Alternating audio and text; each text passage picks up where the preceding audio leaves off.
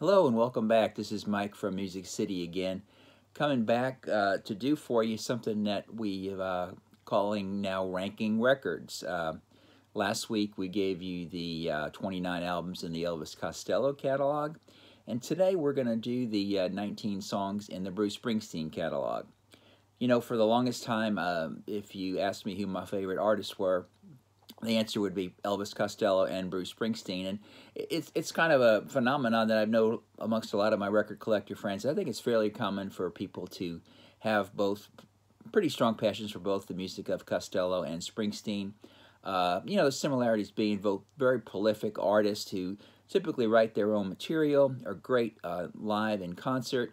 And, you know, one of the things I've always liked about both is just sort of, you know, in the live shows, they're always looking ahead to the next record. You know, that goes back a long way, you know, that they're touring an album and they're playing you the songs already that are going to be on the next record. So it just shows you a little bit of how prolific they are. And before we get started, I do want to thank everyone for the positive feedback on the Costello summary. The comments were great. Yeah, there were a lot of criticisms, and I appreciate it. That's what I'm trying to encourage with doing these rankings. So again, thank you.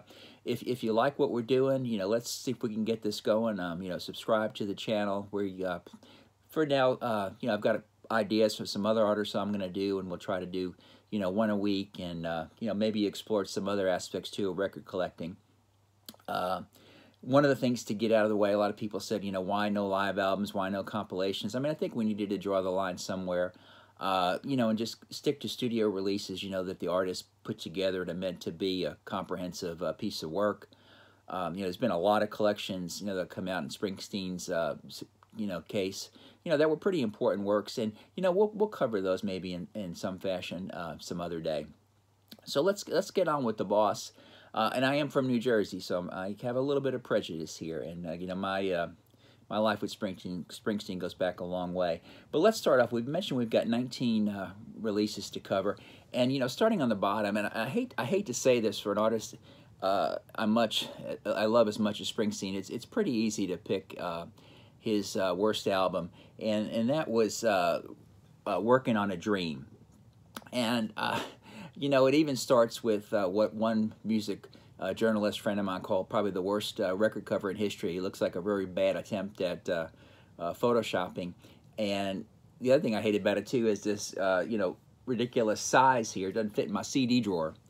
But you know, it's just not a very good album. And you know, one of the evidences of that on the tour for Working on the Dream, by the end of the tour, Bruce wasn't even doing anything from this record anymore. And it also features the, luxury is not the right word, but sort of the fact that, not sort of the effect, but the fact that his worst song that he ever recorded is on here, and that's a song called Outlaw Pete, and I had the misfortune of seeing him open a show in Atlanta with it. Just not a very good song, and Bruce, we know better. We expect and we do get better from you this, so we'll forgive you for this one. And I think one thing to say, and I'm not going to try to go down too many sidebars here, but you know, in general, I think we find that as we get later on in an artist's career, that you know we have so much love and appreciation for the early work and the work that got us to love that artist. Sometimes we're saturated, and I think we have an unwillingness to open up to new music. So I think some of that, where we find ourselves not liking their more recent releases, I think is possibly our own fault, and maybe it's just sort of the limitations of what our brain can hold. And that leads right into the next record, number 18 for Bruce. His second worst record is the High Hopes record. Now, I know in kind of talking to a good Bruce friend of mine before I started this, he picked this as his worst, and I kind of only put this ahead of it because I think a couple of these songs kind of fared better in the live shows, and I got to appreciate them more. But again, you know, I think this is another case. By the end of the High Hopes tour, he wasn't really even doing much on this record either. And the thing about this one, it's not so much a comprehensive record as of a collection of things he had lying around. And isn't it pretty odd on a Springsteen record to have two cover versions? I mean, he's got you know, Suicide's Dream Baby Dream, and the actual song High Hopes, which was I think some Australian band I'm not even familiar with. And then he recycled American Skin, which had been on an earlier live record. So again, really not much of a collection per se, and again, Bruce, not one of your best. Now, number 17 and number 16 sort of have a connection, in being that, you know, I've seen Springsteen live. I think we're in the 60s somewhere, and I've pretty much seen every tour since Born to Run It, with the exception of two. I did not see this one here, the Seeger Sessions. And again, I think part of it is, you know, I appreciate Springsteen as being a singer-songwriter, great live performer. This type of thing where he's doing, you know, these old Pete Seeger songs with a kind of a different kind of band, you know, with a folksy style to it and a traditional style to it. It's not what I'm looking to see from Bruce, and the times I listened to it, it just hasn't done a lot for me. And then I think the same thing for this record here, number 16, a tour that I missed. Reason being, I had some young kids, my young children in the home, and I just didn't get to travel. He didn't play anywhere here in Nashville. Is Devils and Dust. You know, I got to be honest, I probably haven't given this one the chance it deserves. I did listen to a lot of the live shows, you know, courtesy of bootlegs, and I thought they were enjoyable, but in general, there's no songs off of Devils and Dust that I really hold, you know, I hold, you know, a deep love for. The next one, number 15, again, not an album I'm not that fond of, and that's Tom Joad. Now, you know, Bruce has done two, you know, records that we can call, you know, very loosely solo acoustic. The other one we're going to cover later. As far as Tom Joad, I did see the live tour. The shows were good. But I don't know, you know, my thing about the Tom Joad record, I think Bruce has put together a great collection of story songs. The writing is done well. They're very interesting. But I think something on Tom Joad, I think the song Sacrifice musically, I mean, you know, they're more about the story and you know, what he's trying to tell you. And, you know, nothing really strikes me as being memorable from a musical standpoint. When we compare this to his other solo record, of this type, you know, there were great E Street Band versions of the song. I think about the one here, only one here we can say that for is Youngstown, which the band does do a great version of it. Other than that, you know, they just didn't translate to the band version. Again, I'm going to say I probably need to spend some more time with this, but The Ghost of Tom Joad, you know, just not one of my favorites. And again, I forget my count. We're down to 13, and we're going to put these two together, 13 and 12. And Lucky Town, Human Touch. You know, these were the records that Bruce did with other musicians outside of the E Street Band, and he did something that, you know, in retrospect, I wonder if he scratches his head and says, why did I do this? And that's back in this time in the 90s when he toured with other musicians other than the E Street Band. You know, Roy Bittan, his keyboard player, being the only E Streeter that toured with him. And, you know, it was the time he did the Plugged show on MTV with these musicians too. You know, just not, they just weren't his best records. But why do they rank so high? Well, there's just some really good songs on here that we really learned to love, you know, later in the E Street Band. Like, you know, If I Should Fall Behind has become, you know, sort of a centerpiece of the shows, and that's on the Lucky Town record. The song Lucky Town is a fantastic song. Off of the Human Touch album, the title track is a great song. But man, then we got stuff like 57 Channels, which, you know, Bruce trying to experiment a little bit, just wasn't one of his better songs. So overall, you know, not some of his best work. Now, now we're as we wind up here in the before we get into the top 10. This is number 12, and now we're getting, I think, to the better of the you know, the post-reunion records. And the first one, number 12, is Magic. Magic has some great stuff on it. The shows are great live. Songs are great live. I mean, Radio Nowhere, you know, probably to me is the best Springsteen song. You know, post-reunion. I think it's just a fantastic rocker that, you know, sounds like the vintage Bruce that we all, you know, got started to love. You know, just Girls in Their Summer Clothes may sound kind of silly for a man his age singing, but, you know, it was a great song. And so I give this, you know, the second highest ranking of, oh no, the third highest ranking of the post-reunion records. And rounding out with number 11 here, and again, you did it again, Bruce, one that doesn't fit in my CD drawer. Wrecking Ball, comes in at number 11. And I saw quite a few shows on the Wrecking Ball tour, and these songs really did sound good live. The song Wrecking Ball, is one that he still does quite often. He did on, his most recent tour. Land of Hope and Dreams is a great song. Death to My Hometown. This is a good Springsteen record. But as we go into the top 10, undoubtedly the best of the reunion records, coming at number 10 is The Rising. Bruce wrote this in response to the tragedy of 9/11, and I mean, there's probably not it's close to being not a bad song on this record. We do see a lot of these songs in the live set today, this is a good record, Bruce. And My City Your Ruins, a song I think that he probably initially wrote really about Asbury Park, his adopted hometown that really went through a rough time. Took on a new life, when New York City, met a tragic fate. And I talk about post-reunion stuff, and I forgot that this one I'm going to hold up here is technically post-reunion, but it's without the E Street Band, and this may surprise some of you, but number 9, his most recent record, Western Sky. It's a great record. I love it. Initial, reaction was somewhat, scratching my head a little bit, saying why. Because like I mentioned with the Seeger sessions, it's not what I expected Bruce to do. I am not going to tell you I like to see the New Jersey beach guy turning into the Marlboro Man, with this look with the hat, cowboy hat, and the pickup truck and the horse. Come on, Bruce. That's not what we think of you. But, the songs are great. I've always been a big fan of Glenn Campbell's music and the Jimmy Webb songs, and he really does a great job of capturing that same feel of the great sound and spirit of those songs. He touches some tender subjects here, such as Alzheimer's, which I know his mom is going through and my dad suffers. So, it hits you in the heart. And, and if you didn't think this was supposed to be an honor of Glenn Campbell's song, I mean, we saw on the live show where he closes out with Rhinestone Cowboy. And tell me how cool was that?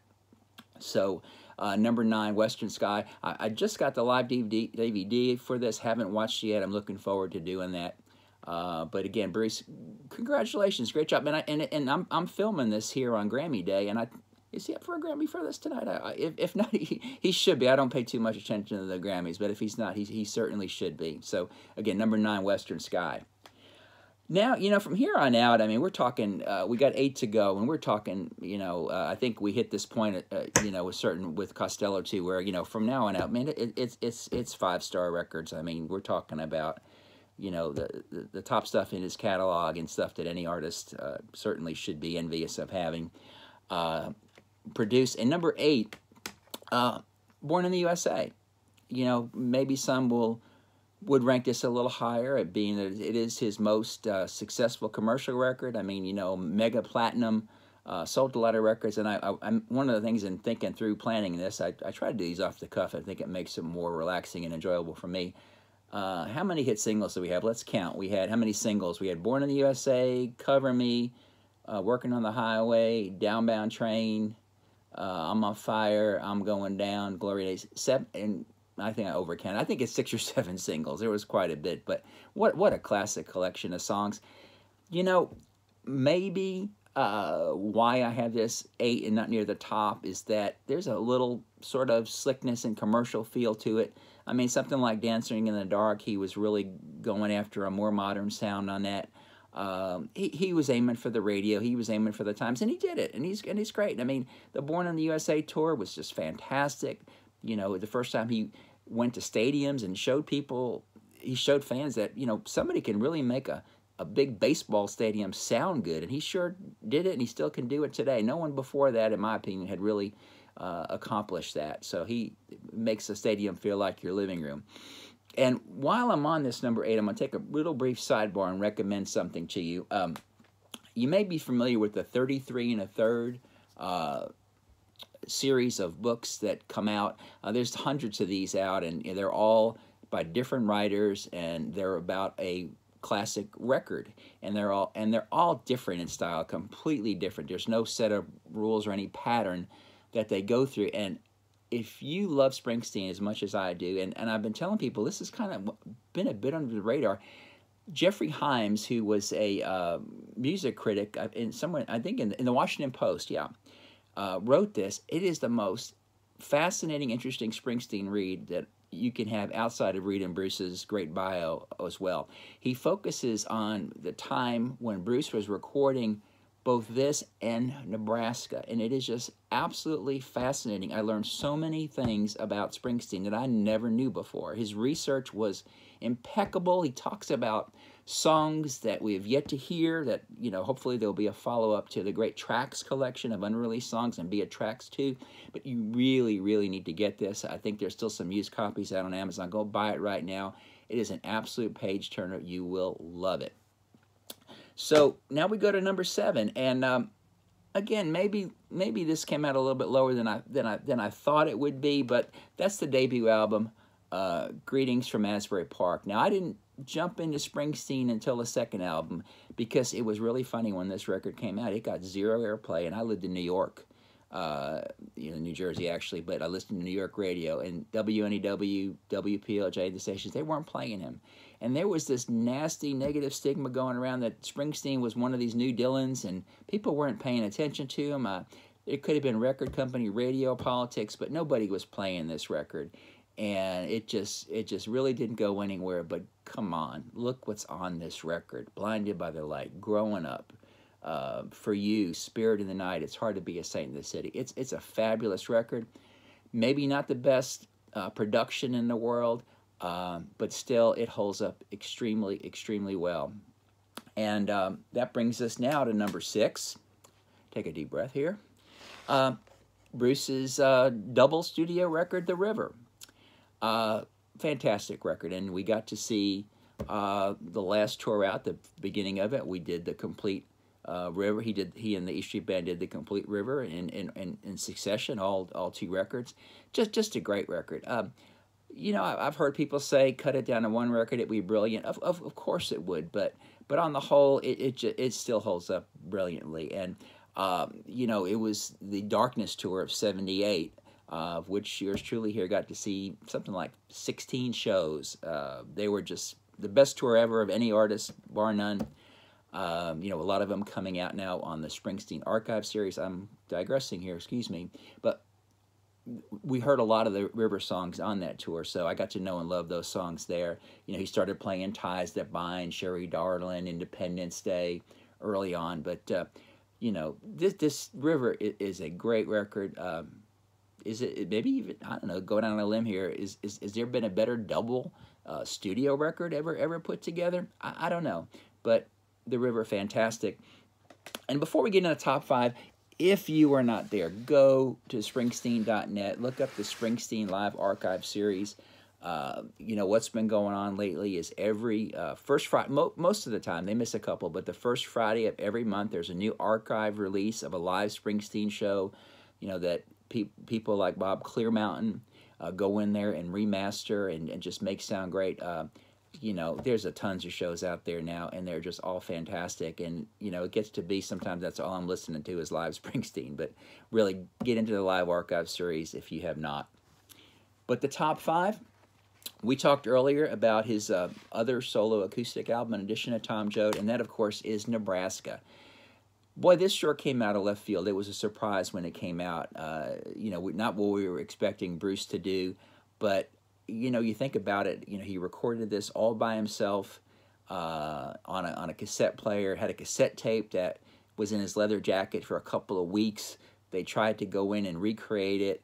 They tried to do a version with the E Street Band. It didn't work, and they went back, and that old cassette that was sitting in his pocket is where all these songs came from. And you know, if you look back and, you know, and I've done this with the Live Archive series now, I've made sort of a not a Spotify, an iTunes playlist of live E Street Band versions of this record. And man, they sound fabulous. And, you know, the rumors are, you know, was the next Springsteen box set was going to be Nebraska, maybe Nebraska and Born in the USA together. But I guess there is a E Street version band of Nebraska somewhere that we'd love to hear. But, you know, we don't really even need that. This is just some fantastic stuff. Some of the best songs that Bruce has ever written. I mean, the title track. I mean, Atlantic City, Johnny 99. You know, probably I've never tallied it up, but I mean, I think almost every song on this album has been covered, you know, more than once. I mean, there's been some great artists who have dug in and just have a love for Nebraska. But you know, I sat back a couple of weeks ago and played it on vinyl and just and followed the words as I went along, and it was just a real treat. It's just a very enjoyable record. Not the happiest record Bruce has ever done, but it's sort of a, you know, state of the times, you know, record at the time. Repeating that word, but you know what I mean. It was very topical and very great. Now, number 4, and this may surprise you if you've been following along. You're saying, when is he gonna mention Tunnel of Love? To me, the most underrated record in the Springsteen catalog. Again, I think, you know, this was without the E Street Band for the most part. I think Bruce played most everything on it, but you know, he was newly married, marriage that didn't work out. I mean, we heard some of that coming through in this record, but God, just a great sounding record. Some of the best songs he's ever written. When he toured with the E Streeters, he did most everything here. I mean, gosh, I mean, you know, some of my favorite Springsteen songs are on here. One Step Up, God, I love that song. Brilliant Disguise, I love it. A great record. Some of you may not know it. Check it out. It's well worth your time.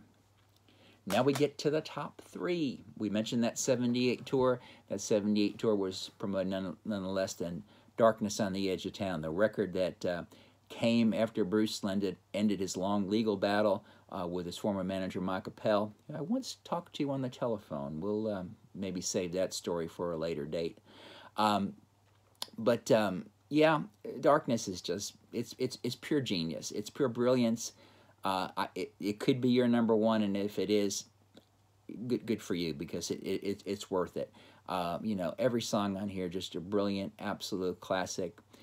You know, a little funny sidebar story. I used to always run into the E Street Band guys at New Jersey, and I think I was probably at the Capitol Theater, probably seeing Elvis Costello or somebody like that, and I saw Max Weinberg, and I asked him, I said, you know, Bruce's drummer, and I said, what's the name of the new album? And he said, are you a writer? And I said, no. He said, Darkness on the Edge of Town. And I remember that whole night just trying to remember it, and I kept saying D on the E of T. And I think I was one of the few people in the world that knew that. I kept it to myself and a few friends, so, you know, stupid things that I share along the way. But what a great record. You know, what would a Bruce Springsteen show be without Badlands, Prove It All Night, Promised Land? Fantastic. The title track, one of the best songs he ever written, one of the best recorded songs he's ever done, Darkness on the Edge of Town, and the live versions. Listen to the live version of Darkness on the 1978 live show from Passaic that's on the Archive series. It scares you to death. You know, Max's drums in particular were just so good on it. But again, Darkness on the Edge of Town could be your number 1, and I don't disagree. Now, 1 and 2 was really hard for me, but I'm going to go in number 2 with Bruce's second album, The Wild, the Industry, and the E Street Shuffle. You know, this record just means so much to me. I mean, it's where I jumped off on Springsteen, and you know, it's just a little bit different Springsteen than we have today, and part of that, I think, I'm going to really put out a big nod to his former keyboard player, David Sanchez, who brought some real brilliance to the keyboard work in this record.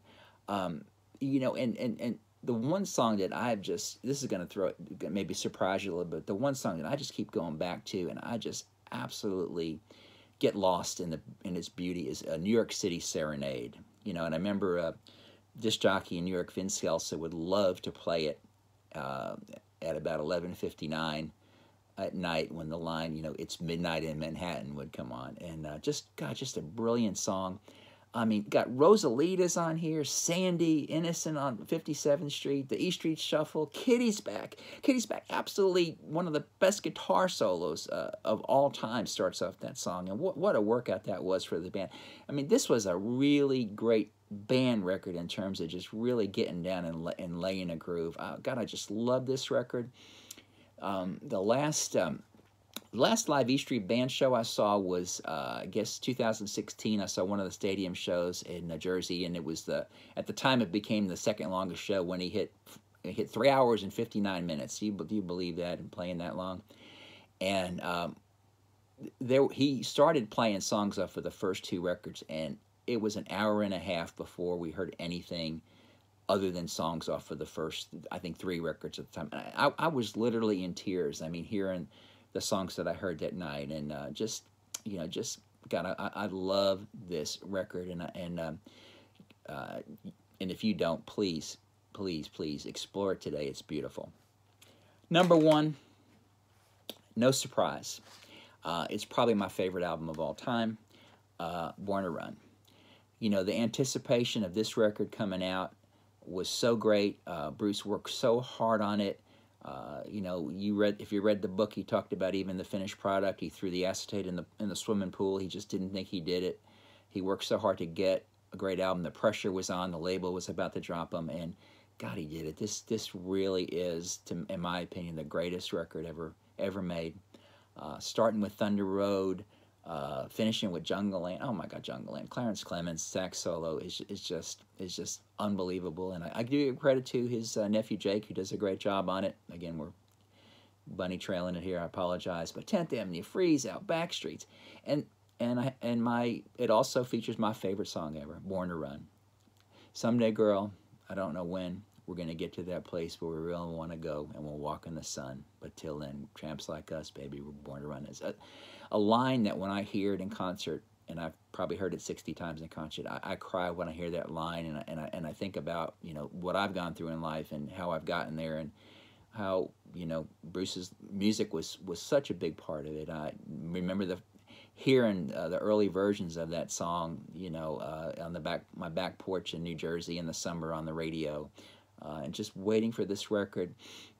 I saw my first Springsteen show at the Bottom Line in August of '85, just a few weeks before this record came out, so I heard some of these songs for the first time live, in that live situation, other than that Born to Run that had been going around. But God, it's just my favorite record, not only my favorite Springsteen record, again, like I said, my favorite record of all time, and I don't know what else to say.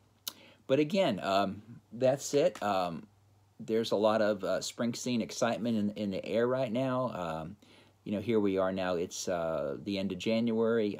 Bruce, who is 70 years old now, you know, he's talking about a new E Street Band record. He's talking about touring, and I certainly hope that both of those things happen this year. I certainly am ready to go see several shows. I just don't know how many more he's got left in him.